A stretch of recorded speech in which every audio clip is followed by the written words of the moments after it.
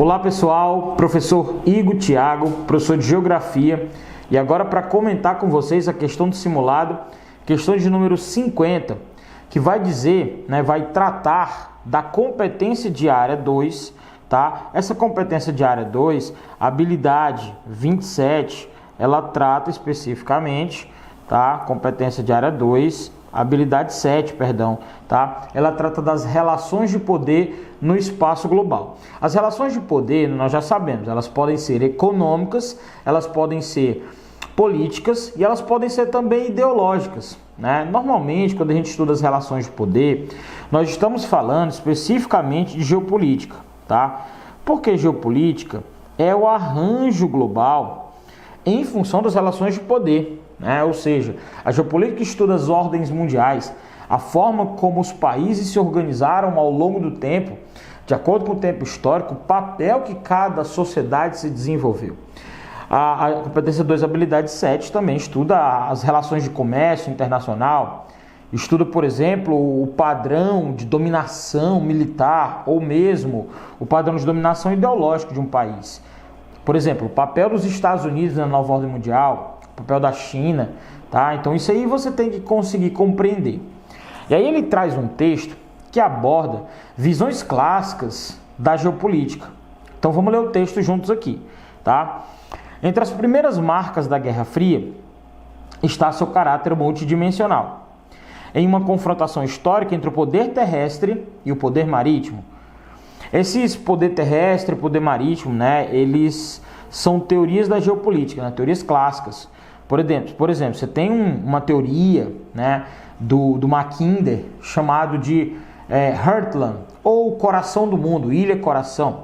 Países de grande extensão territorial, países muito interioranos, eles têm um Heartland, eles estão numa posição estratégica que lhe garante, uma boa defesa militar. Já países, por exemplo, marítimos, ou países que têm grandes litorais, eles estão mais vulneráveis aos ataques. Então eles têm que desenvolver muito mais uma marinha do que, por exemplo, um exército terrestre. Tá? Então essas teorias elas sempre são confrontadas. E aí, diz assim, um conflito imperial entre formas e impérios distintas. Tais fatores demandavam diretrizes estratégicas convergentes que acionavam as contradições históricas entre essas potências. Por fim, era também a luta por uma supremacia e pelo domínio global em todos os campos da vida humana, tá, gente? Então aqui você tem o pensamento clássico geopolítico relacionado à Guerra Fria. Aí ele diz assim, as divergências nas diretrizes estratégicas, da ordem bipolar, ou seja, do período da Guerra Fria, revelam-se na contradição entre...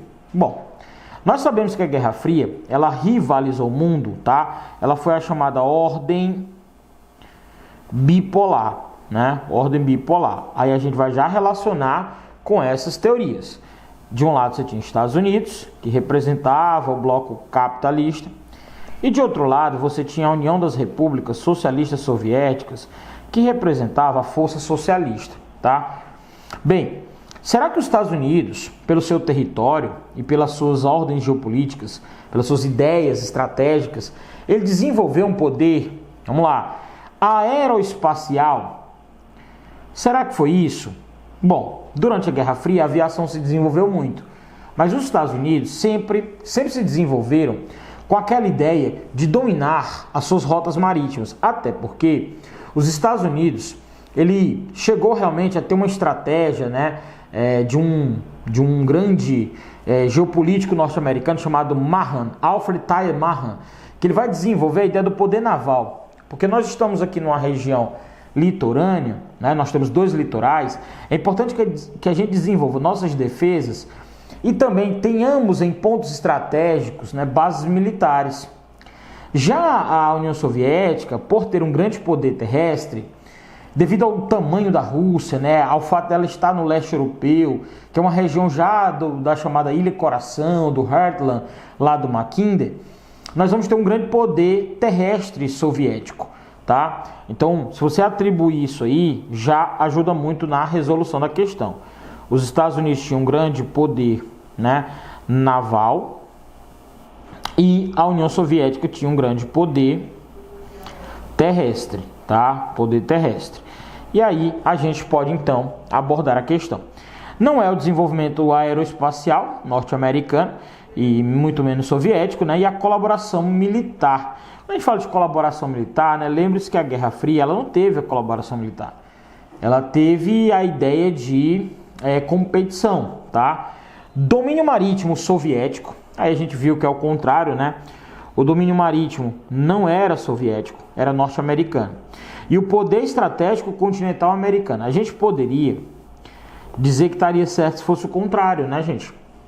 A letra C diz poder naval disperso norte-americano. E quando ele fala disperso, é justamente a questão de várias bases espalhadas pelo mundo e também nos dois litorais, tá?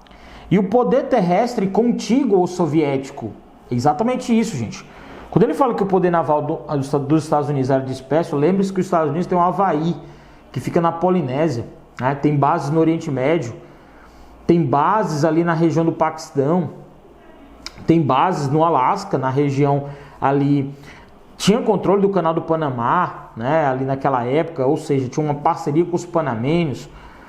E o território soviético é um grande território contíguo. Então a letra C responde bem a questão. A letra D não seria processo de anexação terrestre e fronteiriça norte-americana. Até que isso aí aconteceu, mas diz assim, ó, navegabilidade soviética. A União Soviética tem vários problemas de navegabilidade.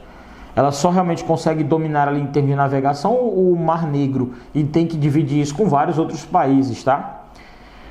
Desenvolvimento de estratégias geopolíticas soviéticas do poder aéreo. Lembrando de novo que o poder aéreo não era uma das grandes prioridades nessa época, tá? Passou a ser com a corrida espacial, mas não era inicialmente. E de poder terrestre americano. O poder americano é muito mais naval, tá? Então, com certeza, a letra C, a sua questão 50. É uma questão de nível de complexidade um pouco maior, mas com certeza você pode responder analisando esses vieses aqui, beleza? Grande abraço, até a próxima. Valeu, gente!